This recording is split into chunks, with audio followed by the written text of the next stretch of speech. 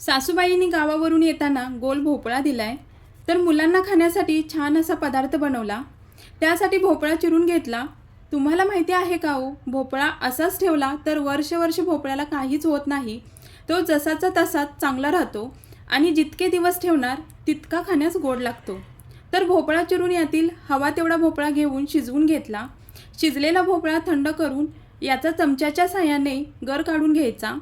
हवं तर तुम्ही भोपळ्याची वरची साल काढून नुसत्या फोडी शिजवून घेतल्यात तरी चालेल। आता इथं गर काढून हाताने थोडा स्मॅश करून घेतला। गर वाटीने मोजून पाहिला तर 2.5 वाटी गर बनून तयार झालाय। तर 2.5 वाटीला 1.5 वाटी गूळ वितळवून घ्यायचा। गुळामध्ये अजिबात पाणी घालायचं नाही।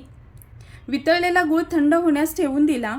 नंतर याच्यात आधी 4 वाटी गव्हाचं पीठ आणि 4 चमचे तांदळाचं पीठ घेतले। नंतर पाहूनच बसेल इतपत गव्हाचं पीठ घेऊन मळून घ्यायचं। 2 चमचे खसखस, सुंठ आणि जायफळ पूड घातली। हळद पूड, चवीपुरतं थोडंसं बारीक मीठ घातलं। वितळलेला गूळ घातला आणि भोपळ्याचा गर आणि गूळ याच्या ओलसरपणातच लागेल तसं पीठ घालून पीठ मळून घेतलं। आता तयार गोळ्याला तेल लावून एका भांड्यात ठेवून दिलं। आता इथं मी भोपळ्याच्या घाऱ्या बनवणार आहे, पण घाऱ्या लगेच बनवायच्या नाहीत। हे मी रात्री पीठ बनवून ठेवलंय, याच्या सकाळी घाऱ्या बनवणार आहे। जितकं पीठ गोळात मुरेल तितक्या घाऱ्या छान बनतात आणि चवीलाही रुचकर लागतात। आता याचा उंडा घेऊन लाटून याच्या गोल छोट्या आकारात पुऱ्या बनवून घ्यायच्या। नंतर तेल गरम झाल्यावर सोनेरी तळून घेतल्या।